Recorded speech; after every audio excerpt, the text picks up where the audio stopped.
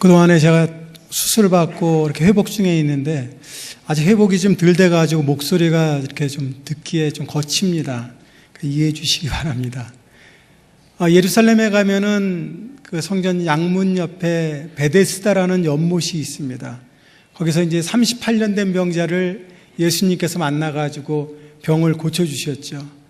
근데 그 베데스다 연못에는 한 이야기가 전해지는데 천사가 거기 내려와가지고 하늘에서 내려오면은 그때 물이 움직임이 있습니다.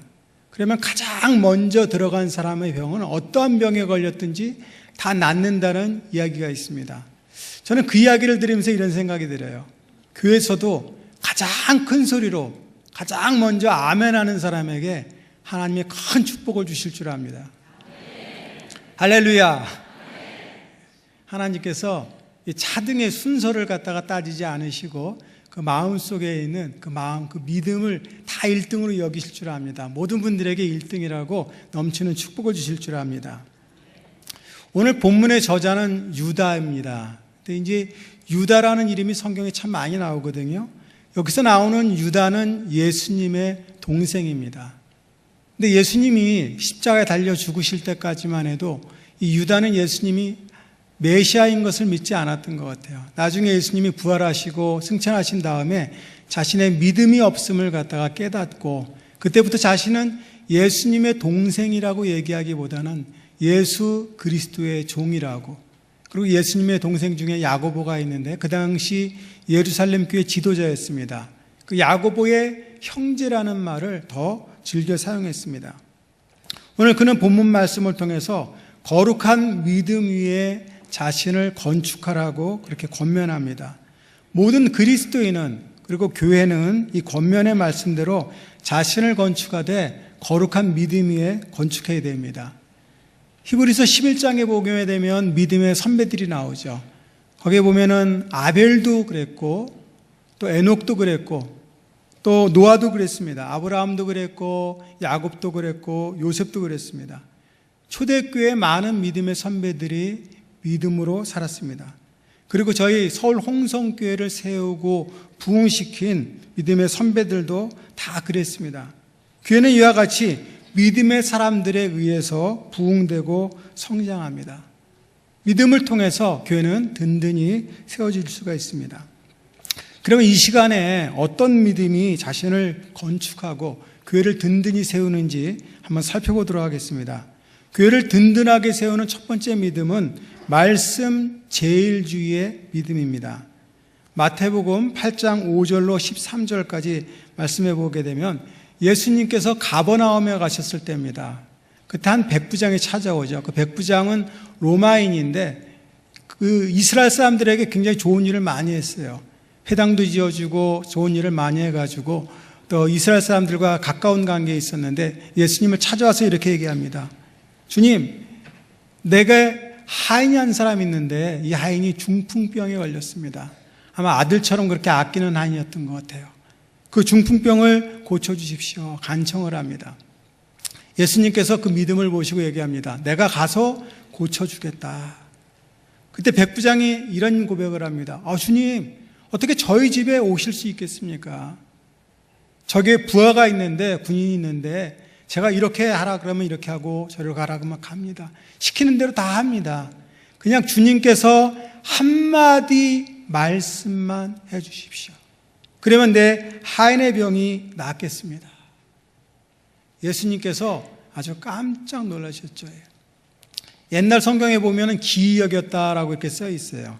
제가 그 어렸을 때는 그 성경을 읽으면서 야, 예수님이 이 믿음을 보시고 고개를 갸우뚱했는가 보다 그렇게 생각했는데 이 놀랍게 여겨라는 이 단어는 다우마조라고 하는데 우리나라 사전에 보게 되면 경탄한다, 감탄한다 이런 말이 있어요.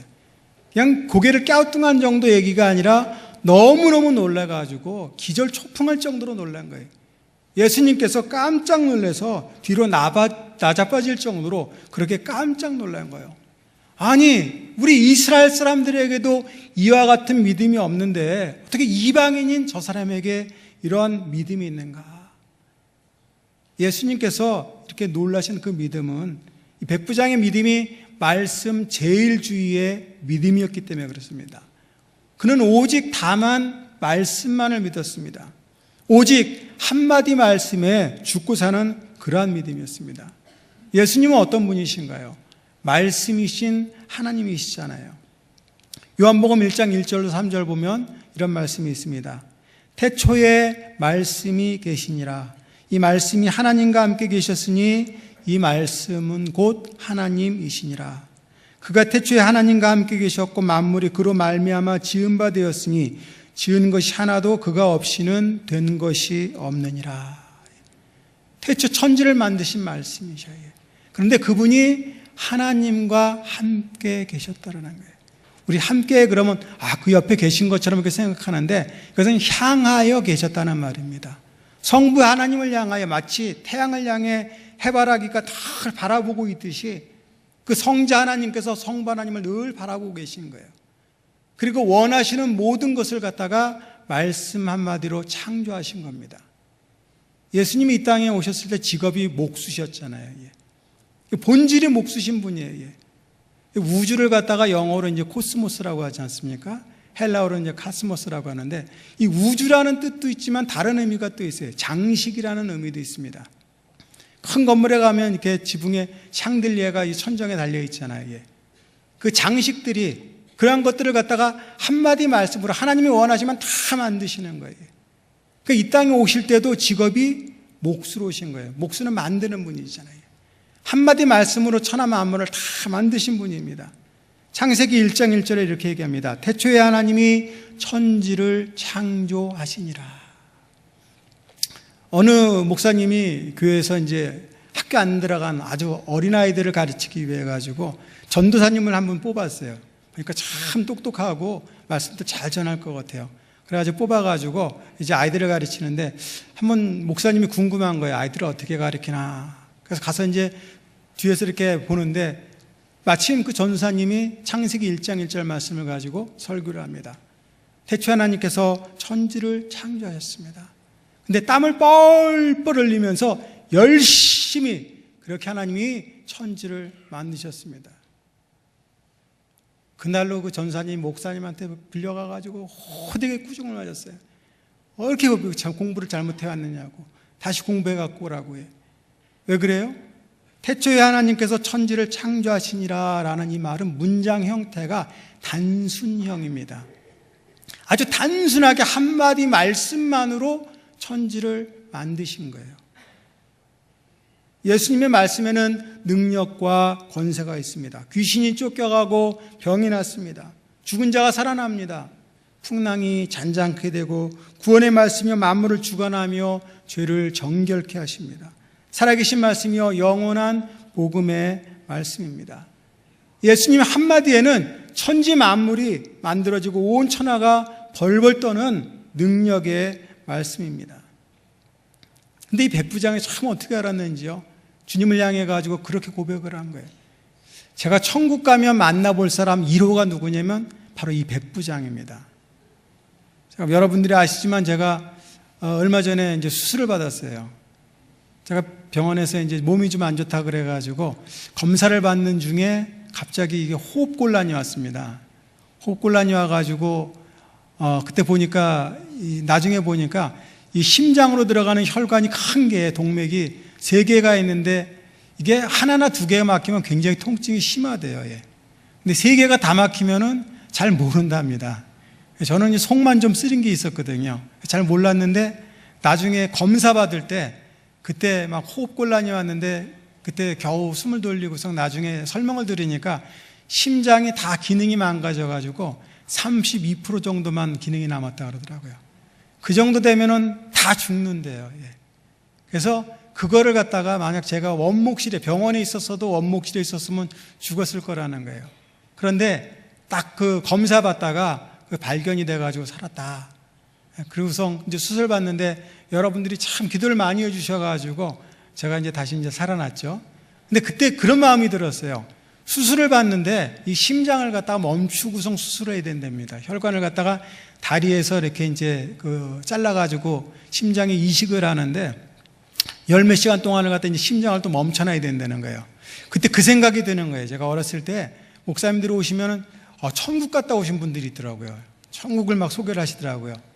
그래가지고 그 생각을 하면서, 야, 심장을 멈추면은 나도 천국에 혹시 가서 구경하고 돌아올 수 있지 않을까, 그런 생각이 들었어요. 야, 천국 가면 이 백부장을 한번 만나보고 와야 되겠다. 그래가지고 있었는데, 수술 받고서 보니까 여러분들이 너무 열심히 기도해 주셔가지고 가다가 돌아온 것 같아요. 천국 구경을 못하고 왔습니다. 이 백부장이 정말 예수님이 어떻게 한마디 말씀으로 천하 만물을 만드신 그 하나님인 줄 알았는지 그렇게 고백을 한 거예요. 주여, 다만 오직 한마디 말씀만 해주십시오. 그러면 내 하인의 병이 낫겠습니다. 예수님이 응답하시죠. 가라, 내 믿음대로 될지어다. 일방적으로 무조건 가라는 거예요. 신적인 명령이에요.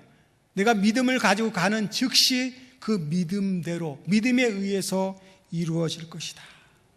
그러자 그 말씀대로 순종하는 즉시 하인의 병이 낫습니다. 하나님의 약속은 다 어디에 있어요? 말씀 속에 있습니다.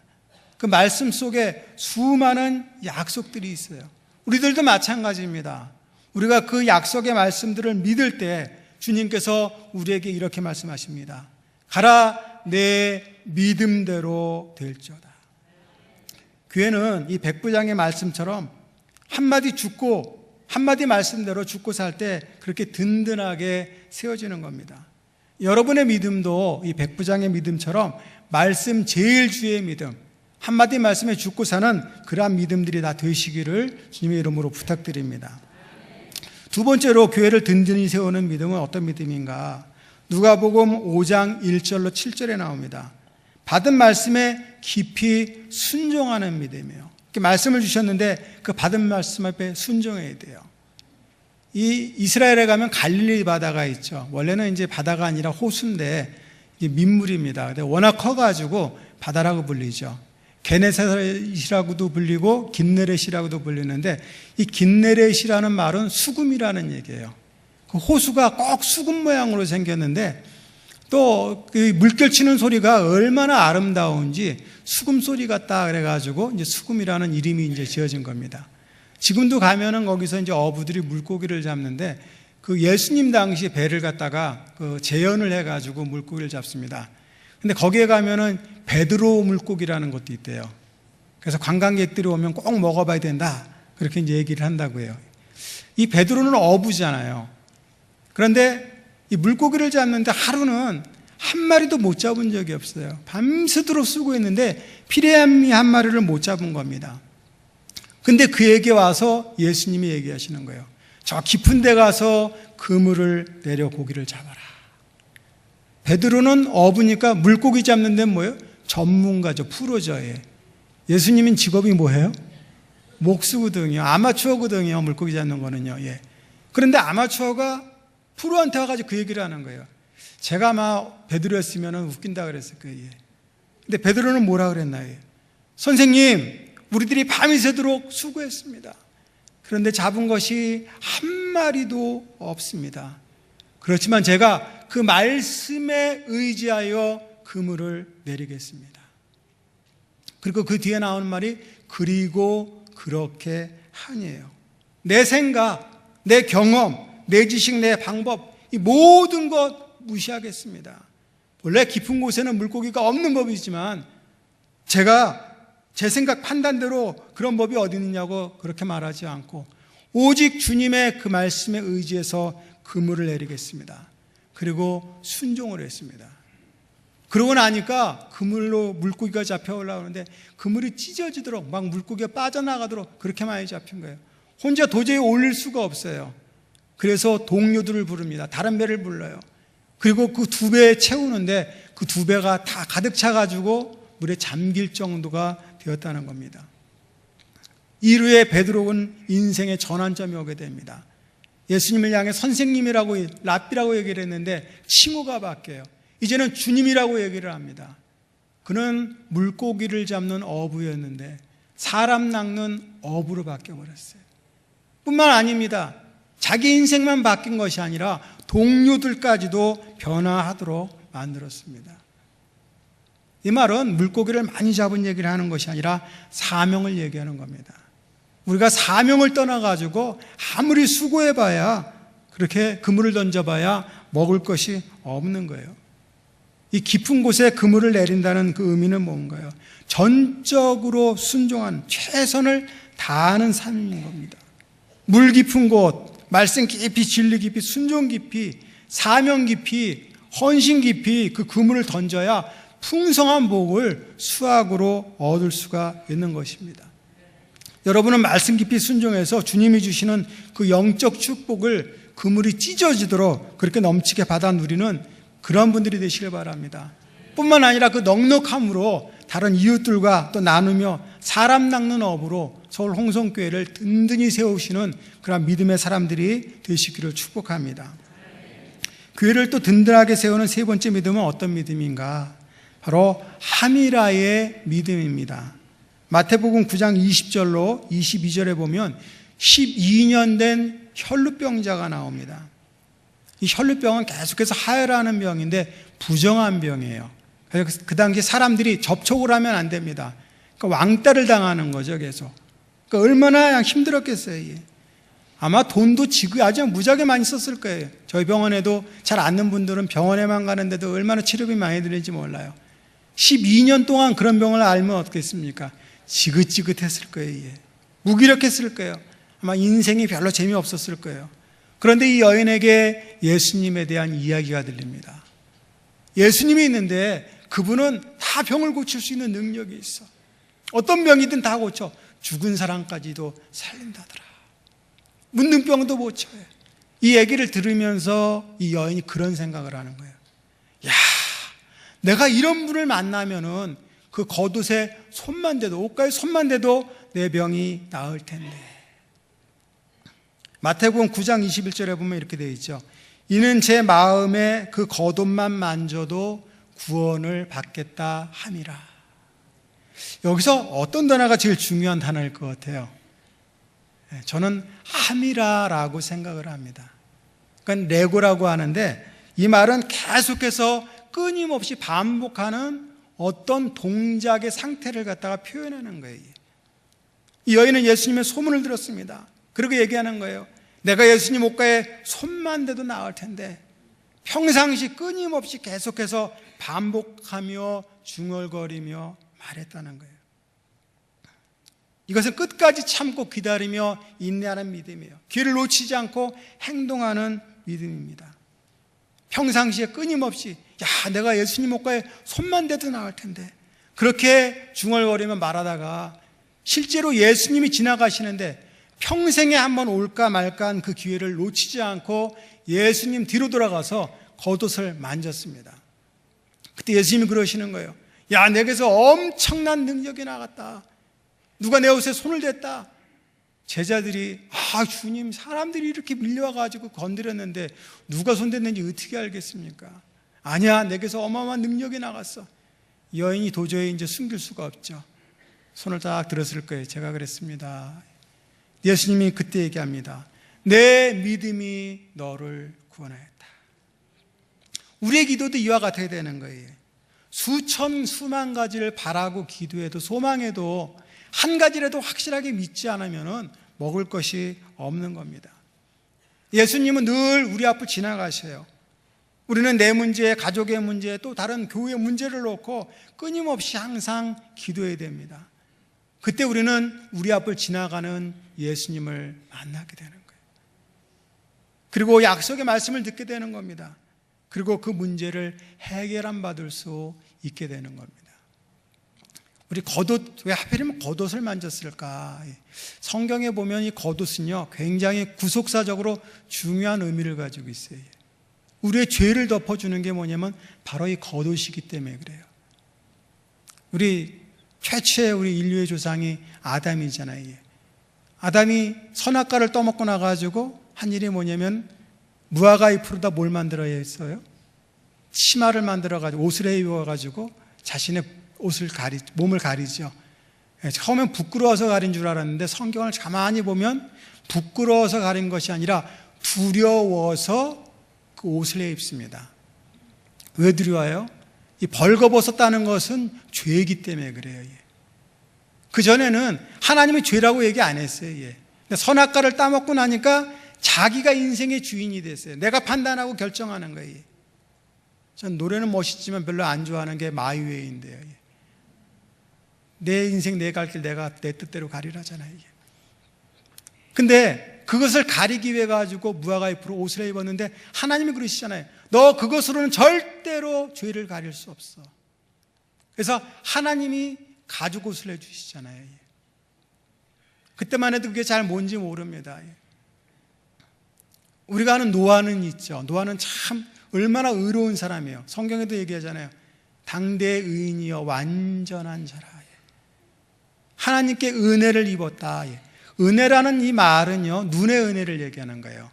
노아가 하나님의 눈 속에서 자기를 그렇게 아끼고 사랑하는, 마치 엄마가 어린아이를 착 지그시 바라보는 사랑의 눈길을 갖다가 발견한 거예요. 그러니까 산 위에 올라가가지고 방주를 만들려고, 배를 만들려고 그러는데 120년 동안 아무 군소리 하지 않고 그걸 만들잖아요.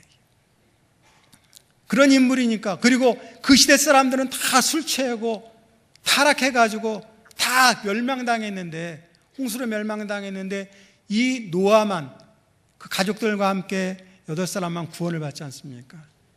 노아는 얼마나 멋있는 사람이에요. 의인이죠. 아마 자신도 자부심이 있었을 거예요. 나는 정말 하나님의 사람이야. 그런데 자신의 실체가 곧바로 드러납니다. 그는 포도나무로다가 열매를 심어가지고 그 열매로 술을 만들어 먹고서 벌거벗은 채 자고 있어요. 이 벌거벗었다는 건 제가 뭐라 그랬어요? 죄라고 얘기를 했죠. 그걸 누가 와서 보냐면 아들 함이 보잖아요. 밖에 나가서 형제들에게 얘기합니다. 그런데 셈과 야벳은 어땠습니까? 아버지의 벌거벗은 죄의 상태를 보지 않고 뒤로 돌아 들어와서 겉옷으로다가 그 아버지의 죄를 갖다 허물을 덮잖아요. 교회는 이와 같은 거거든요. 교회는 다른 사람들의 허물을, 잘못을 갖다가 드러내면서 야, 너 그렇게 하면 돼, 그런 것이 아니라 사실은 다른 사람을 온전히 세워주는 곳, 그게 교회죠. 셈의 후손으로 예수님이 오시잖아요. 이 겉옷을 입어야 된다는 거예요. 대제사장이 하나님 앞에 나갈 때 꼭 입는 것이 있습니다. 1년에 한 번 지성소에 들어갈 때 예복을 입고 들어가야 돼요. 예복을 입지 않으면 죄의 몸이기 때문에 하나님 앞에 죽게 되는 거예요. 그 예복이 무엇이냐면 예수님이 십자가에서 드러나게 됩니다. 예수님이 십자가에 달려 돌아가실 때 밑에서 사람들이 겉옷을 나누잖아요. 예수님의 피 묻은 흰 세마포, 그 옷으로다가 우리의 죄를 가리는 거예요. 이 여인이 잡았던 겉옷은 바로 그 예수님의 그 세마포 흰 옷이었던 겁니다. 그래서 구원받을 수 있었던 겁니다. 여러분도 이 세마포 흰 옷을 꼭 붙드는 분들이 되시기를 바랍니다. 그리고 이 12년 된 혈루병자처럼 단순한 믿음, 그 끊임없이 계속해서 중얼거리며 기도하는 하미라의 믿음을 본받으시길 바랍니다. 그렇게 기도할 때 여러분 앞에 지나가시는 주님을 만나게 되고 약속을 듣게 되고 응답받는 놀라운 역사가 있을 줄 압니다. 네 번째로 교회를 든든히 세우는 믿음은 어떤 믿음인가? 큰 믿음입니다. 마태복음 15장 21절로 28절에 보면 나오는데, 예수님께서 하루는 두로와 시돈 땅에 가셨어요. 그냥 그 당시만 해도 바리새인들하고 서기관들이 예수님을 갖다가 어떻게든 그냥 괴롭히려고 잡아먹으려고 막 아주 그러고 있을 때입니다. 그러니까 예수님이 얼마나 피곤하셨겠어요. 그래서 두로와 시돈 지역에 가가지고 좀 쉬시려고 그러는데, 거기 또 소문을 듣고 온 사람이 있어요. 한 여인이 찾아옵니다. 와가지고 예수여, 다윗의 자손 예수여, 나를 불쌍히 여기소서. 내 딸이 흉악한 귀신이 들렸습니다. 쉬러 갔는데 와서 자꾸 떠들면 얼마나 귀찮겠어요. 예수님이 대꾸도 안 하시는 거예요. 고개를 돌리고 대꾸도 안 하는데 여인이 계속 얘기를 하는 거예요. 그때 제자들이 들으니까 참 안 됐잖아요. 주님, 저 여인이 저렇게 부르짖고 있지 않습니까? 너무 불쌍합니다. 예수님한테 한번 들어보라는 얘기예요. 근데 예수님께서 그제서 이렇게 얘기해요. 나는 이스라엘 집에 잃어버린 양에는 다른 데로 보내심을 받지 않았다. 이 여인이 쫓아서 얘기합니다. 옳다구나, 기회가 왔구나, 주님 저를 도와주십시오. 근데 예수님이 또 얘기를 하시는 거예요. 자녀의 떡을 취해가지고 개에게 던지는 것은 결코 옳은 일이 아니야, 잘못된 일이야. 이 얘기는 뭐예요? 그 여인을 뭐 취급해요? 개 취급하는 거잖아요. 그 당시 유대인의 사상이 이랬습니다. 이 두루와 시돈, 그러면 시돈 지역 그러면은 생각나는 인물 혹시 없으세요? 이스라엘에서 가장 악한 왕, 북이스라엘에서 가장 악한 왕이 누구였을까요? 저는 아합 같은데 그 아합의 부인이 이세벨이에요. 시돈 사람입니다. 그러니까 이 시돈은 이세벨의 친정 땅이죠. 그 아버지가 엣발이 왕이지만 이제 엣발이라 그러는데 바알의 그 제사장이에요. 나중에 아합과 결혼하는데 이 바알 선지자들을 갖다 다 데리고 와가지고 이스라엘이 완전히 바알 숭배 사상으로 다 그냥 물들어 버리잖아요. 그뿐만이 아닙니다. 자기 딸 아달랴인데 그걸 유다의 또 왕한테 시집을 보내가지고 유다까지도 그렇게 타락하게 만들었어요. 성경에 나오는 인물 중에서 그 여자 중에서 가장 잔인하고 타락한 여자가 바로 이 이세벨이에요. 결국 하나님께 심판을 받아가지고 결국 그의 시체를 개가 뜯어먹게 되는 아주 참혹한 죽음을 갖다가 맞이하죠. 이 두루와 시돈 지역을 가면 이스라엘 사람들에게는 늘 기억이 이건 거예요. 그곳에서 나오는 사람은 바로 이세벨과 같은 자인 거예요.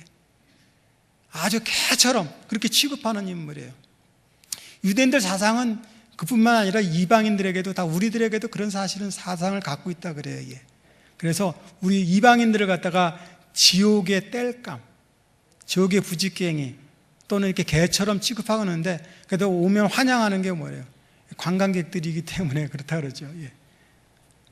그런데 이 여인에 대해 가지고 예수님도 똑같은 유대인의 사상으로 얘기하는 거예요. 너는 개야. 내가 개에게 은혜를 베풀 수 없어. 저 같았으면 승질이 나가지고 그냥 화를 내고 돌아갔을 것 같은데 이 여인은 그러지 않았습니다. 주님께 다가와서 얘기합니다. 주님, 맞습니다. 저는 개입니다. 그런데 개도 주인의 상에서 떨어지는 부스러기 찌꺼기 그 먹고 살지 않습니까? 내게 부스러기 은혜, 찌꺼기 은혜를 주십시오. 사실 주님께서는 이 여인을 시험해 보신 거죠. 믿음을 보신 거죠. 그때 주님이 말씀하십니다. 오 여자여, 내 믿음이 크도다. 내 소원대로 되리라. 우리는 여자 그러면 좀 기분이 나빠요. 근데 사실은 이 성경에서 여자여라는 것은 굉장한 존칭입니다. 예수님이 십자가에 달려 돌아가실 때 제자 요한을 향해서 어머니에게 얘기하죠. 여자여 보소서 당신의 아들입니다. 요한에게 어머니를 맡겼잖아요. 사실 예수님께서는 그녀의 믿음을 보셨는데 여기서 크도다라는 이 말은 메갈레라고 하는데 메가스라는 여기 이 말에서 뭐가 나오냐면 메가톤이라는 말이 나왔어요. 메가톤이 뭐냐면 그 폭탄 TNT 100만 톤의 그 폭발력을 갖다가 1메가톤이라 그래요. 아주 핵폭탄과 같은 거. 지금 북한에서 그 핵폭탄 개발한다 그래서 난리가 났잖아요. 미국에서도 아주 막 난리치잖아요. 왜요? 그거 하나 미국에 터지면 큰일 나거든요. 그 어마어마한 핵폭탄과 같은 그 믿음이 그 여인에게 있다는 거예요. 오 여자여, 당신의 믿음이 크도다. 얼마나 견고하고 큰지, 내 믿음이 튼튼한지, 흔들리지 않는 메가톤급 핵폭탄과 같은 믿음을 가지고 있도다. 내 소원대로 되리라. 아무리 개취급을 하고 욕을 하고 자존심을 뭉개도 흔들리지 않는 그 믿음을 가지고 있다는 거예요. 너의 그 믿음이 크도다라. 이 그 믿음 앞에는 정관사가 또 붙어 있어요. 너의 그 유일한 믿음, 조건과 환경을 따지지 않고 주님만 바라보는 그 믿음, 주님의 처분만을 바라보는 그 믿음을 얘기하는 거예요. 예수님께서 두로와 시돈 땅에 가신 것은 이 구속사적으로 성자 하나님께서 이세벨과 같은 그 우리를 구원하시기 위해서 도저히 우리는 구원받을 자격이 없어요. 완전히 타락해가지고 하나님을 발견하지 못하는 자거든요. 그런데 우리를 구원하시기 위해서, 이세벨을 구원하시기 위해서 성육신에서 이 땅에 오신 것을 상징해요. 이 여인은 그 앞에 가서 뭐라고 얘기합니까? 주여, 나는 요구할 수 있는 자격이 하나도 없습니다. 다만 주님의 처분만 기다립니다. 이게 어떤 자예요? 심령이 가난한 자는 복이 있나니 천국이 저희 것이며. 그러니까 부자는 천국에 못 간다 그랬으니까 부자는 안 되겠다. 여러분, 부자가 천국에 못 가나요? 예. 우리 이 땅에 그런 부자 얘기하는 게 아니잖아요. 예. 가난한 자라는 게 뭐예요? 주님, 나는 구원받을 자격이 하나도 없습니다. 완전히 죄인입니다. 내게 있어서 희망은 오직 예수님밖에 없습니다. 그 고백을 하는 자가 가난한 자잖아요. 이 여인이 그러한 마음으로 주 앞에 온 거예요. 주님은 그걸 보고 얘기하는 겁니다. 오 여자여, 당신의 믿음이 크도다. 내 소원대로 되리라. 그 즉시로 그 여인의 딸의 병이 낫게 됩니다. 이런 얘기하면요, 어떤 분도 이런 질문을 하는 분들이 있어요. 아니, 믿음에 무슨 큰 게 있고 작은 게 있습니까? 그럼 작은 믿음도 있습니까? 예, 작은 믿음도 있어요. 마태복음 14장 22절로 33절에 보게 되면 참 예수님의 제자 중에서 성질이 제일 급한 사람이 누구예요? 베드로죠. 하루는 예수님께서 오병이의 기적으로다가 한 5천 명을, 그러니까 장정들 수만 그러니까 실제로는 한 3만 명 정도 이렇게 될 것 같아요. 그들을 먹이고도 그 12바구니에 그 떡이 남았어요. 물고기가 남았어요. 그러고 나서 사람들이 그래도 안 가는 거예요. 그러니까 제자들에게 그럽니다. 너희들은 배를 타고서 건너편으로 가라. 그러고 나서 예수님은 사람을 다 보내고 산에서 기도하고 이렇게 이제 건너가시겠다는 거예요. 제자들이 갈릴리 바다를 탁 지나가는데 갑자기 막 밤에, 깜깜한 밤에 막 폭풍이 몰아치는 거예요. 아주 그냥 난리가 났죠. 그런데 그 밤에 예수님께서 물 위를 걸어오시는 거예요. 제자들이 그걸 봤어요. 물 위를 사람이 걸을 수 있나요? 못 걷잖아요. 이야, 귀신이 나타났다, 유령이다, 막 난리가 난 겁니다. 그때 예수님께서 그러잖아요. 나야, 두려워하지 마라, 무서워하지 마라. 베드로가 딱 보니까 주님이거든요. 그러니까 그러거든요. 주님, 정말 주님이라면 나를 물 위로 걸어가라 얘기해 주십시오. 주님께 가라고 얘기해 주십시오. 그렇게 해주세요. 그래, 걸어와라. 베드로가 갑자기 물 위로 뛰어내려서 예수님을 향해 걸어갑니다. 가면서도 정신 못 차린 것 같아요. 아무 생각 없이 간 것 같아요. 가다 보니까요, 뭐가 보이기 시작을 하는데 보니까 풍랑이는 바다예요. 야, 내가 이거 홀린 거 아니야? 야, 이거 바다에 빠지면 죽을 텐데 큰일 났네. 이 의심을 하는 순간 물에 빠지기 시작하는 거예요. 살려달라고 막 난리를 치니까 예수님이 쫓아가서 얼른 붙잡아 올리면서 얘기합니다. 믿음이 작은 자여 어찌 의심하였느냐. 작다는 말은요, 원래 2개, 3개 이런 뜻이에요. 하나, 둘 이런 얘기예요. 너무너무 보잘것없이 아주 작은 것을 얘기할 때 얘기하는 거예요. 근데 믿음에 뭐 이렇게 하나, 둘 그런 숫자가 있나요? 이 얘기는 뭐냐면은 믿음의 근거를 어디에 뒀는가? 예언이나 환상, 이적과 기적 같은 외적인 경험에 기반을 뒀다는 거예요. 말씀에 뿌리가 없으니까 이적, 기적, 환상을 쫓아가다 어려움이 찾아오면 금방 쓰러지고 넘어지는 믿음인 거예요. 베드로가 주님만 바라보고 말씀만 따라갈 때는 빠지지 않았습니다. 그러나 성난 파도, 그 환경을 보는 순간에 그는 바닷속으로 빠져들어가고 만 거예요. 이와 같은 믿음을 가진 자는 무엇을 봐야지만 믿습니다. 뭘 들어야지만, 경험해야지만 그렇게 믿으려고 합니다. 무엇이 위대하고 큰 믿음입니까? 모든 삶을 초월해서 오직 그리스도만을 바라보고 말씀만을 전적으로 의지하는 믿음입니다. 나의 전 생애를 예수님께 맡기는 믿음입니다. 그런데도 예수님은 그 여인의 모든 걸 아셨잖아요. 이 교회일도 하다 보면은요, 오해를 살 때가 있어요. 나는 정말 주님을 사모하는 열정으로, 구령의 열정을 가지고 막 전도도 열심히 하고 봉사도 열심히 하는데 그런 분들이 있어요. 아유, 쟤는 뭐 이렇게 보이려고 이렇게 열심히 봉사를 해. 처음 된 자가 나중 되는 거야.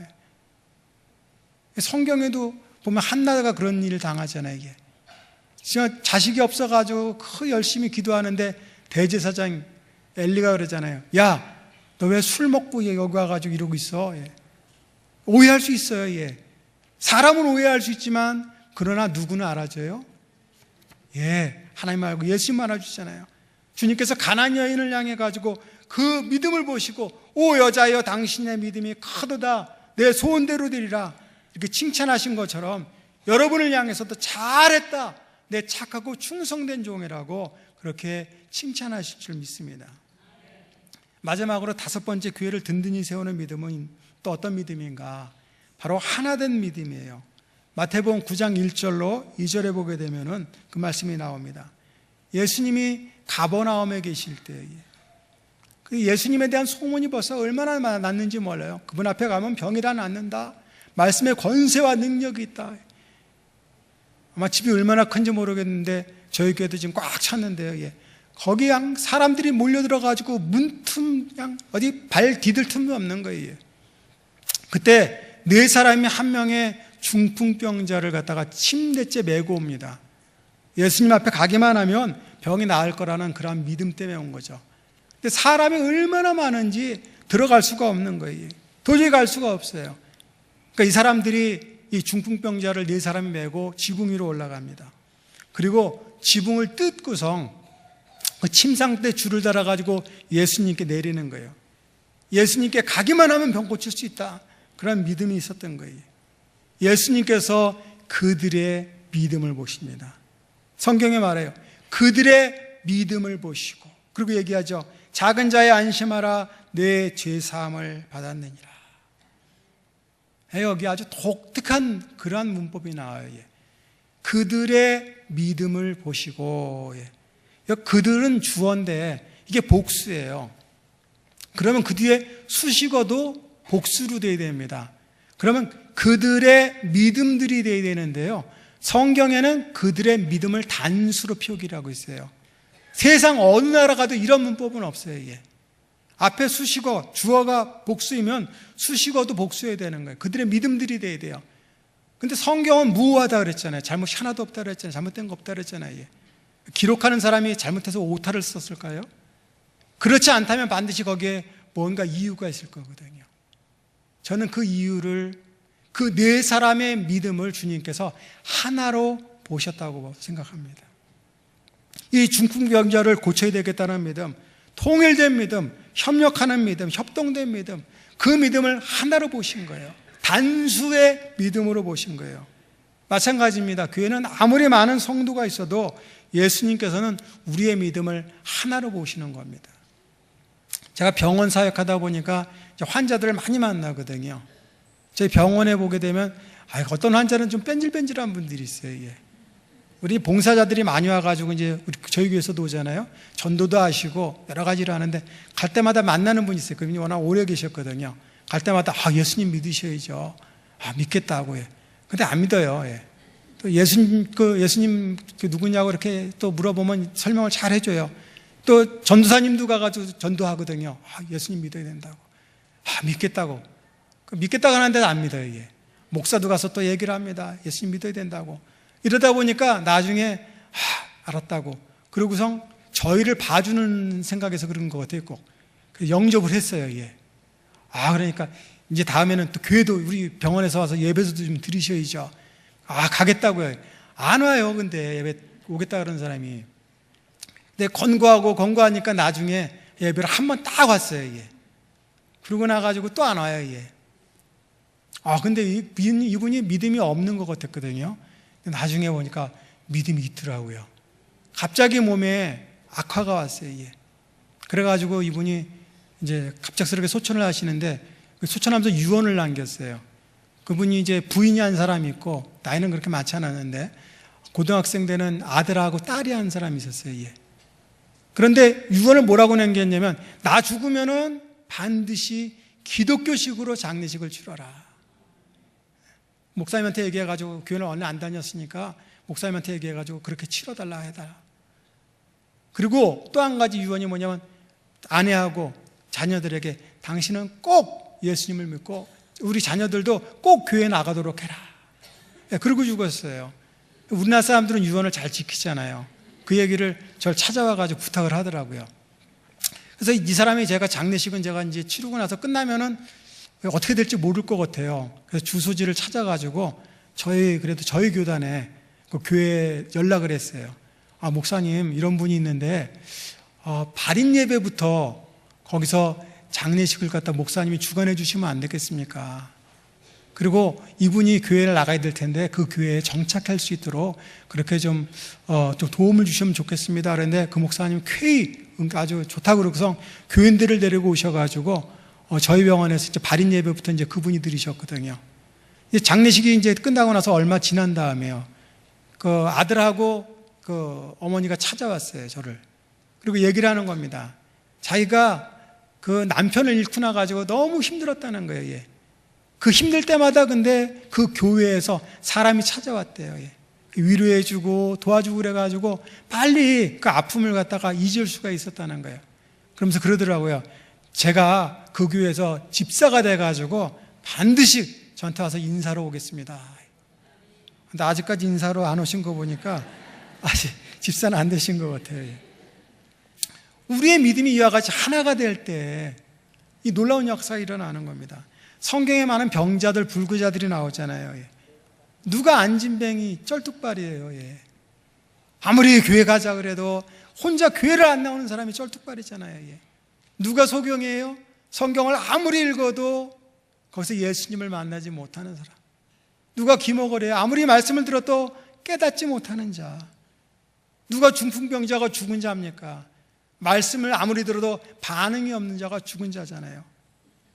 그런데 우리의 믿음이 하나가 되어서 이 사람들 위해 기도하고 전도할 때 세상에 있는 믿음에 불고 믿음의 중풍병자를 우리는 교회로 메고 올 수가 있는 거예요. 그리고 주님께서는 우리들의 그 믿음, 하나된 믿음을 보시고서 작은 자여 안심하라. 그 믿음을 보시고 그를 구원해 주시는 겁니다. 어떤 일도 이 손발이 잘 맞아야지 성공하는 거죠.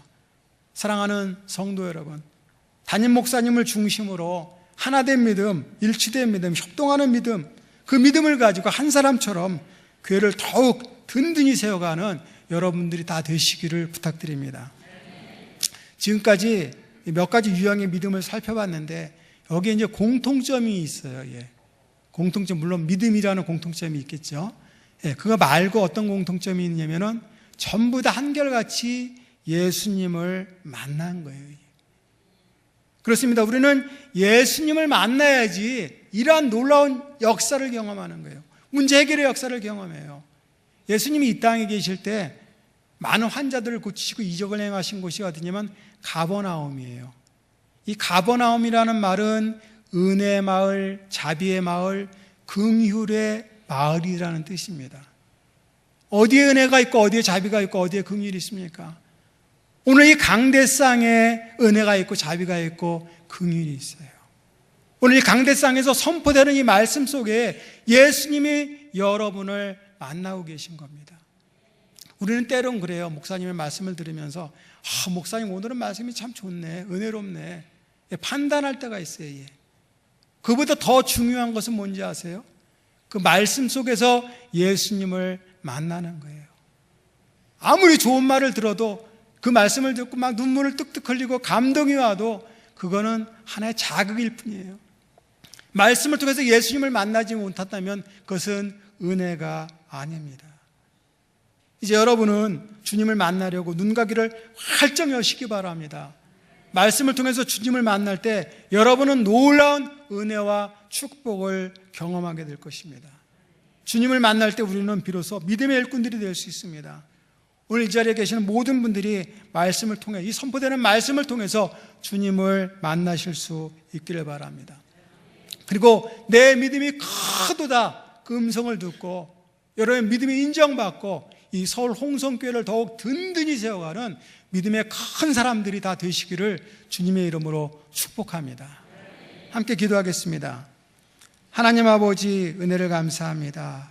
이 시간 주님 주신 그 은혜의 말씀, 사랑과 은혜를 깨닫습니다. 이제 저희들이 늘 말씀 안에서 믿음으로 살아가며 주신 사명, 맡겨진 사명을 잘 감당하는 믿음의 사람들, 신앙의 승리자가 다 되게 하여 주옵소서. 이 모든 말씀을 살아계신 우리 주 예수님의 이름으로 간절히 기도하옵나이다.